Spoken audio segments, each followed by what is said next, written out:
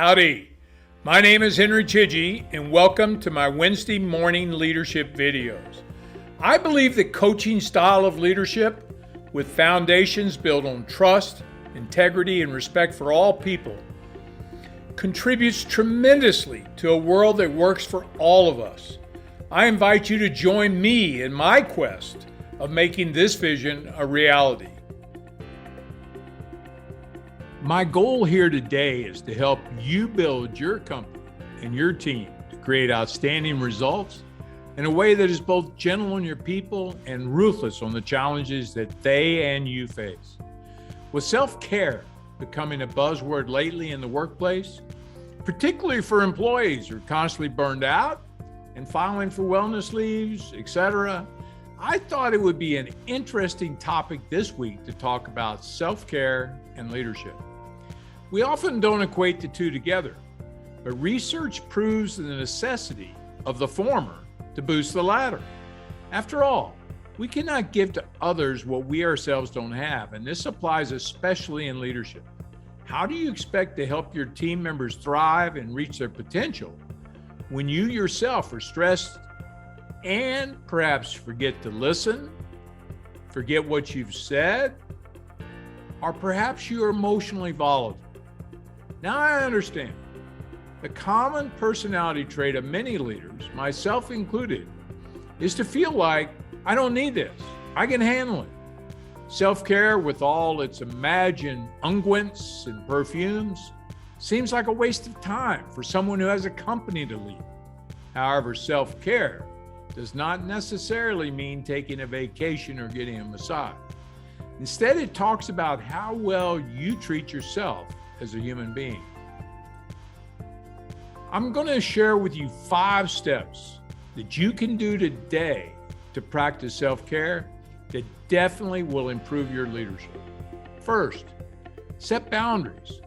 This is one of the hardest skills for a leader to learn, especially for leaders who feel like they want to be part of the team, or perhaps they want to really be liked. However, saying no to questionable suggestions or putting your foot down is a great way to practice self-care. Setting boundaries also means knowing what you are capable of. It also means when to know to delegate and that you don't want to micromanage your team members.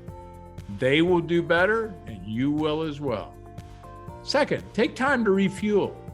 You don't have to work 24/7. As funny as this sounds, many of us seem to think as leaders, we're responsible for the entire world. We carry it here on our shoulders. We're not. While our roles are important, both to the company and to our teams, you need to learn how to relax. This can be just as simple as asking yourself, what small thing today will bring me joy? And then including that in my daily routine. The third step is go outside. Studies have found that going outside for a few minutes has dramatic benefits on your mental health. If you've been cooped up in the office all day with deadlines and everything else bouncing around in your brain, take a step out and connect with nature. Fourth step, practice kindness.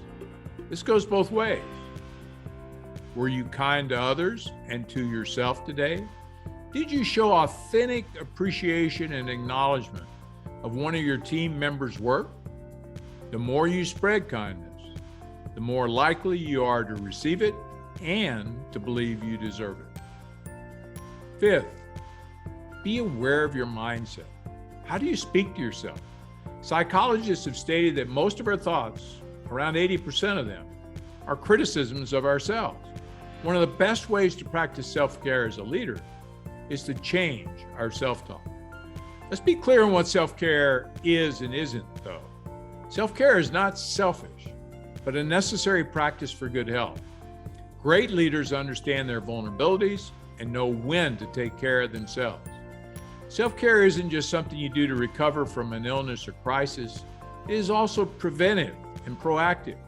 It is one way that you show how much you value and love yourself and demonstrates to others you care enough about them to always be at your best. Leadership matters, And it especially matters to you and the people you touch in your life and relationship. Remember, success is nothing more than a few small disciplines practiced every day, and failure is some errors in judgment repeated daily. Thanks so much for being with me here today. See you soon.